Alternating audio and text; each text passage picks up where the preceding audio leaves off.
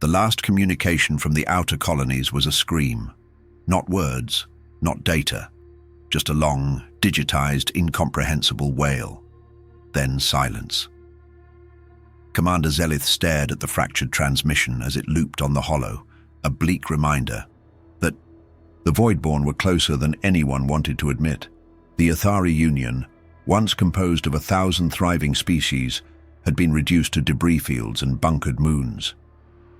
Their defenses were ornamental now, polished relics of pride, not purpose. She stepped into the war chamber. No one looked up. The councillors sat in dim lighting, faces hollow, robes hanging loose on starved frames. They spoke not of countermeasures or offensives, but of evacuation, preservation of genetic archives, cultural obelisks. They were writing eulogies. "We are not dead yet," Zelith said, her voice the only one sharp enough to cut the silence. Grand Archivist Luren finally met her eyes. "What would you have us do, Commander? Throw biomass at the dark until it swallows us whole?" Zelith didn't answer. Instead, she slid a data shard across the table. It contained one word. The room froze. A younger diplomat leaned in. This is forbidden." "I know. You accessed Red Star Protocol. I didn't ask for permission. You resurrected monsters." Zelith didn't flinch. "I found survivors." The word on the shard pulsed. "Humanity. Counselor." Thren stood slowly, trembling. "You would open the vaults? After what they did to the Silari worlds? After we caged them with every lock we could forge?" "They're still alive," Zelith said, firm. "We quarantined them, yes, buried their star under false supernova data. But we never destroyed them. We couldn't. You all know why." "They're unstable," Luren hissed. "They're effective." She snapped back. "They do not surrender. They do not fatigue. And unlike the rest of us, they've never learned to bow." Thren's hands trembled as he spoke. "If we release them, we release more than soldiers. We unleash an extinction vector. Unpredictable, violent, deranged." Zelith leaned in. "So is the enemy." The silence after her words wasn't argument. It was fear. She turned from them, her boots echoing in the hall as she marched out. No votes would pass, no consensus would form. They had already chosen slow, dignified death. She would not die with them. On her personal ship, she loaded coordinates long erased from Union star maps. System, Sol 3. Status, quarantined. Classification, threat level Omega. Her pilot, a synthetic mind named Arven, blinked to life. Destination is off-limits per Union Code 1372, override. Purpose? She stared into the void. Desperation. As the ship broke from orbit and engaged its jump drive, she whispered to herself, "They sealed humanity because they were afraid of what it could do. Now we pray it remembers how." Behind her, the stars dimmed, one by one. The Voidborn weren't stopping, they were accelerating. The war wasn't winding down, it was ending. And unless she was right, so were they. But if she was right, then the galaxy was about to remember why humanity had been locked away in the first place. The human system was surrounded by silence, not the absence of sound, but the kind that felt like it was watching. Warning beacons, rusted and blind, still floated in orbit, their messages long since corrupted, repeating garbled threats in dead languages. Zelith's ship crossed the boundary and nothing stopped her. That was the first unsettling sign. Earth hadn't died, it had adapted. She landed in the ruins of what once looked like a launch complex, but there were no guards, no reception, no broadcasts, just an empty landing pad, and then movement. One by one, humans emerged from cover, armed, armored, and ready, not with military precision, but with something far worse, calculated chaos. They didn't point weapons at her. They didn't need to. Their presence was a statement. She was taken to an underground complex. No ornamentation, no formality. The humans didn't posture. They didn't trust. They watched her like she was a relic walking into a fire. A man named Keller greeted her. His file, according to what little the Union still knew, labeled him as a war strategist and ex-civilian tech magnate. In this society, titles didn't matter. What mattered was what you could build, kill, or outlast. "You're here to beg, I assume," Keller said, blunt. "Voidborn reached your doorstep." "Yes. And now you want the monsters to help you stop a bigger one." She didn't respond. That was enough answer. Keller walked her into a deeper chamber, part war room, part mausoleum. In the center stood an intelligence core humming with ancient life. Elias. Elias greeted her in perfect Athari, then switched to a language she didn't recognize, then another, cycling through dead dialects until she nodded. "Efficiency," it said. "Apologies. For the delay." It scanned her thoughts with brutal efficiency. Not invasive, dissective. When it finished, it turned to the others. "The threat is credible. The Ithari Union is collapsing. The Voidborn will reach Seoul in 1.72 cycles." One of the human commanders laughed dryly. "That long? Lazy machines?" Keller folded his arms. "Tell us, Commander. Why now? Why us?" She answered honestly. "Because we've tried everything else." Another voice, female, this one marked with genetic augmentations beyond Union law, leaned forward. "And what happens after we win your war? You put us back in the cage." Zelith paused. "I don't think you'd let us," Elias confirmed. "We wouldn't." They took one vote, a brief one. Not on whether to help, but on whether to go full doctrine. Humanity had protocols too, the kind that scorched stars if provoked. They didn't want gratitude. They didn't want reintegration.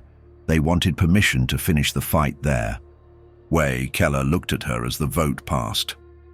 "We'll end your war, Commander, but we don't serve. We don't follow. We don't stop until it's done." She nodded. "I didn't come for soldiers. I came for results." He smiled. "Good. Because we're not soldiers. We're the consequence of being forgotten." The first wave launched in silence. No parades, no declarations, just trajectories lit up across star maps like fractures in glass. Human ships were ugly, chaotic hulls, asymmetrical designs, some retrofitted from old planetary wreckage, others entirely organic in appearance, pulsing like they were alive. But every one of them moved with violent intent. The Union's surviving fleets watched from hidden stations. Tactical AI calculated survival odds. All projections failed. Not because the humans would lose, because the math couldn't keep up in Tai. Their first engagement, humans didn't flank the Voidborn. They collapsed on them. Burned into the heart of the swarm like they wanted to die. But when the fire cleared, it was the machines that broke formation. They didn't use conventional weapons. Psych warfare satellites broadcast sonic pulses that weren't just sound. They were memories, weaponized. Entire Voidborn squadrons short-circuited, overwhelmed by loops of human emotion. Suffering, rage, triumph. It was grief and glory woven into frequency. Union tacticians tried to understand the patterns. There weren't any. Human combat logic wasn't logic. It was instinct fused with fury. Their squads rotated command mid-battle. They rewrote tactical software mid-firefight. They deliberately exposed weaknesses to see what would kill them, then used that death to refine the next assault. Commander Zelith rode as an observer aboard the Grey Requiem, one of their mid-tier cruisers. She watched a teenager, barely old enough by her people's standards, pilot a gunship into a Voidborn carrier's ventral slot, detonate his reactor, and then livestream his own demise with a laugh. The carrier buckled, dead in under 6 seconds.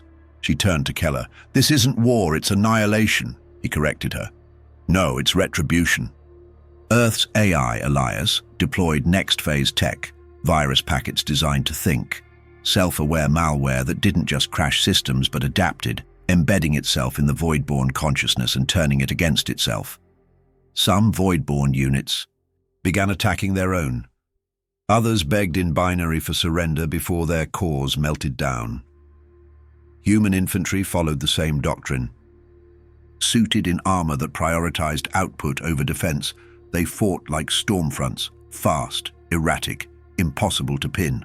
Some screamed their ancestors' names mid-charge, others fought in silence, eyes glazed, locked in ritualized patterns of movement. And the Voidborn. They learned, but not fast enough. Their adaptations came seconds too late. Their strategies were broken by humans doing things they weren't supposed to do. Irrational things, like saving wounded instead of retreating. Like charging solo into fortified corridors, like singing as they detonated. The Athari Council watched the data and grew uneasy. Yes, the tide was turning, but something darker was rising with it. One councillor whispered, "We needed hope. Instead, we woke a force that's only ever known vengeance." And far from the center, humanity pushed deeper, not toward home, but toward the origin of the Voidborn itself. Not to stop the war, but to end the concept of one. The Voidborn didn't die. They were dismantled, rewritten, and repurposed. What remained of their AI cores now served Earth's fleets, hard-coded to obey Elias and its legion of subroutines. The once-feared machines that had swallowed half the galaxy were now tools, efficient, obedient, dead behind the code. The Athari Union rejoiced publicly, but behind closed doors, silence reigned. Humanity had done what no one else could, but not for unity, not for glory. They had done it for themselves. And now that the war was over, they were not standing down. Yelith returned to the war chamber for the first time since she'd left alone. This time, she wasn't alone. She brought no army, no ships, just presence. The council didn't ask her to speak. They simply stared, hollow-eyed, as she laid down her uniform on the floor. "I did what I had to," she said. "Grand Archivist," Lurin answered after a long pause. "And now the galaxy belongs to them." She didn't argue. Across the known sectors, human colonies began to appear, not for conquest, but for correction. They rebuilt what others had lost, but they did so under new laws, Earth's laws, systems that didn't ask for allegiance, just compliance. Some species resisted. They vanished. Others begged for admittance into the new order. Humanity didn't answer with words. They answered with Project Eden.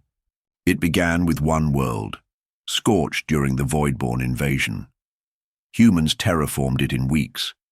They seeded it with hybridized life forms, built vertical cities in days, and announced that it would serve as a prototype. Not just for recovery, but restructuring. "We won't repeat your civilization," said General Oren during a rare broadcast. "We'll replace it." His voice was calm, measured, final. Zelith stood beside him when he spoke. She didn't interrupt. She understood now. This wasn't about the war. This was the release of something that had been locked away for far too long, not just a species, a force. Later, as Elias pulsed across communication arrays, it delivered one unified message to every remaining civilization. You survived because we allowed it. If you wish to thrive, evolve. If not, step aside. Athari historians would later debate whether the human victory marked the end of an era or the beginning of one.